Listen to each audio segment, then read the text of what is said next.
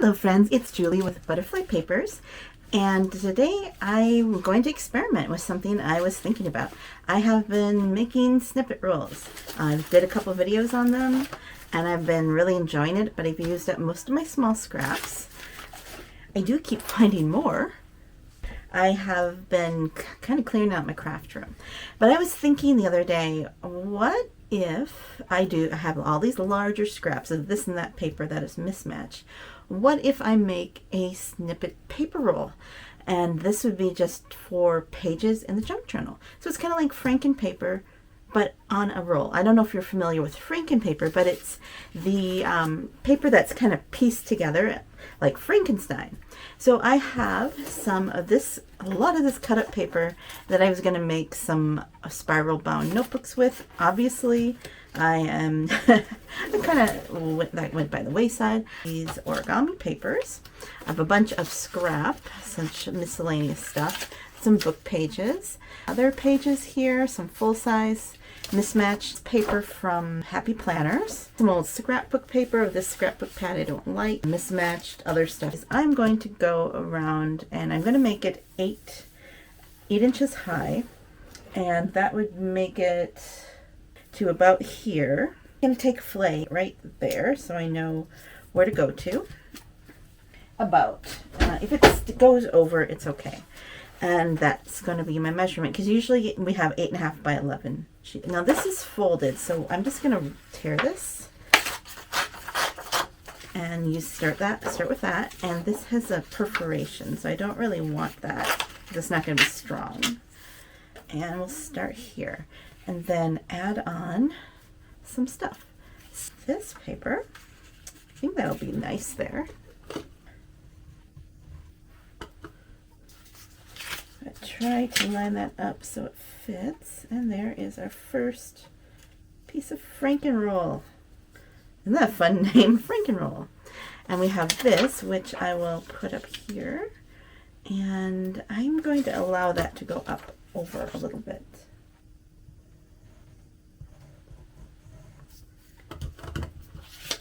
So I'm trying to keep this so it's on the line, so it's fairly straight. And it's okay if it's not all connected on the back, because we can always deal with that later. Okay, so I'm just going to kind of go around clockwise and put stuff on scrapbook. This is a fragile piece, so I think I'm going to not have it as a whole. I'm just going to like that, and that can match this, and I'm going to overlap that some. Okay, like that.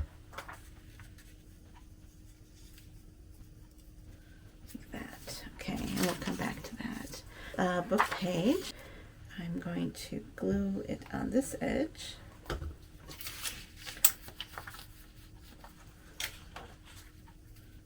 Get it straight, like that. And then we're back to this. Some graph paper. Yeah. And after I use something, I'm going to put it on the bottom of the pile, so then I'm not using it again so quickly. So we could put it on top. Oh, I tore it too short. That's okay. I'm going to actually put it at the back. Because I will have other things to put on there. And that'll give a little more strength to this paper that's kind of thin. Graph paper. And we could put that up here to patch that.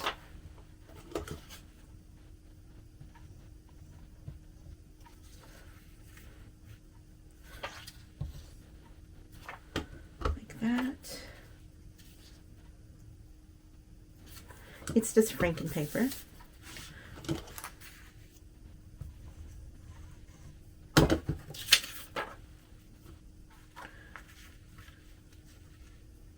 And I'm going to continue like this, and I'm probably not going to illustrate or talk too much about it, because I don't think there's a lot you need to say with this technique. And I'll see you when I'm done. All right, I'm back, and like usual, I got carried away and I made a huge roll of Franken paper. This was a lot of fun to use at my scraps, And I just love how it turned out. I know it's maybe not for everyone, but I just like how this paper is. And I am going to be making a journal in this book cover. And I know this is a little smaller, but that's okay. But we could maybe cut a few pieces out for this and put it to work. I probably wouldn't want to make it more than 6, let's say 5.5, so about 11 inches in length. Let's cut off a couple 11-inch sections. I think I have to go this way though.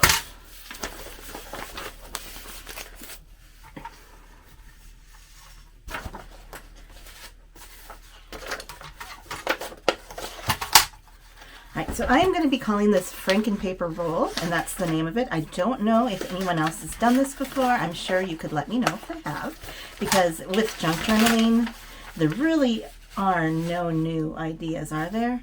Just different ways of doing it. So I really can't. But if this is the first, just make sure to mention where you heard about it. So there's the first 11th. I'm going to make 4 of them.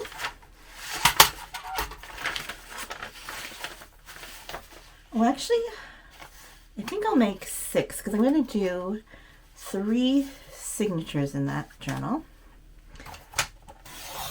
2.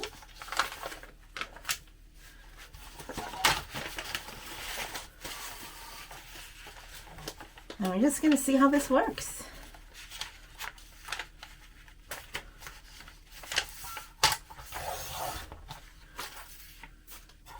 I can already see this could be a pocket.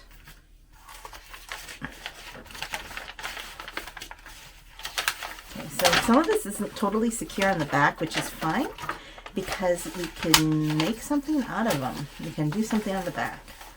So I did 1, 2, 3, so halfway done. 3 more. So this roll could actually go quite fast once they start cutting off what you want. So it's a good thing I made a lot. And the nice thing about it is if I get another piece of scrap paper, I can just add it on to the end.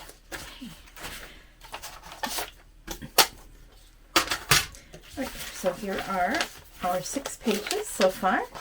And we can either fold them like this or fold them like that. This one, because it has this inside, I kind of want to fold it in like that.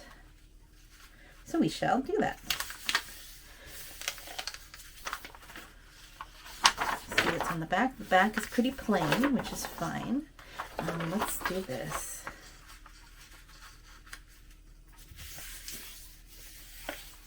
This is from an old flight book where they log their flights. Oh, I just love this one. Look at how nice this turned out. And the back is nice too. That one may have to be fixed. So, I kind of like this, the surprise of opening it up and seeing a lamb. And my cutting wasn't quite straight, I see. There's this one. Go to this side. Let's do this.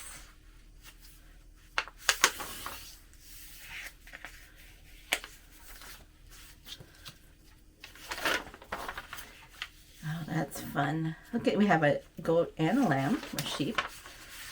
And this over here. Now this is also too tall, so we are going to have to pick which side we're going to cut down. I kind of like this.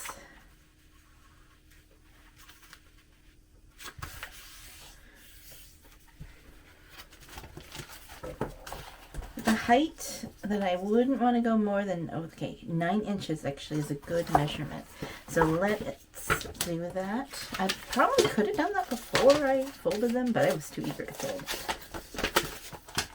So if we cut off, I think I want to cut the bottom off, if anything. Be like this.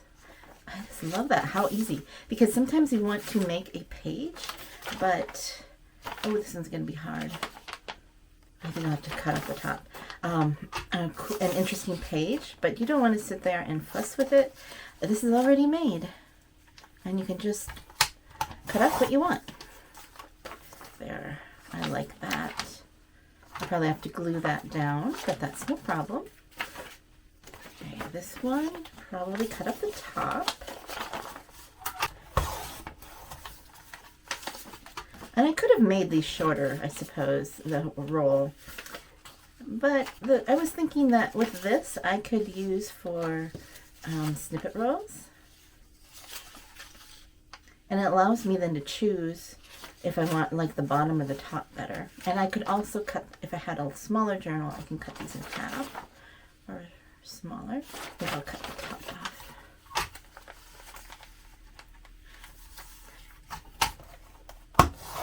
I hope you like this idea. If you do, let me know. Give me a thumbs up. And let me know if you're going to try it out for yourself. It's a great way to use up those mismatched scraps, larger pieces of paper scraps, and to make something fun. I love the randomness of what I might get. Okay, I think I shall cut the bottom off of this one. And then we are starting a new journal. And I don't know what kind of journal it will be, but I have some interesting paper I want to share with you at another time that I picked up that I thought would be perfect for a junk journal. So here we go. We have our first 6 pages. Not a lot there, but anyways. So this Franken roll paper was a lot of fun to make. And let me just scoot this. I really enjoyed it. Just look at how, this is a printable that it was part of a calendar and I didn't use it, so it's perfect in this. Oh, I just love it. So on and on and on. Stay tuned and you'll see more ways that I can use this. And oh, another way I could use this is I could decorate the cover. So you can imagine something like this as the cover. That would be awfully cool too, wouldn't it? Yeah. All right.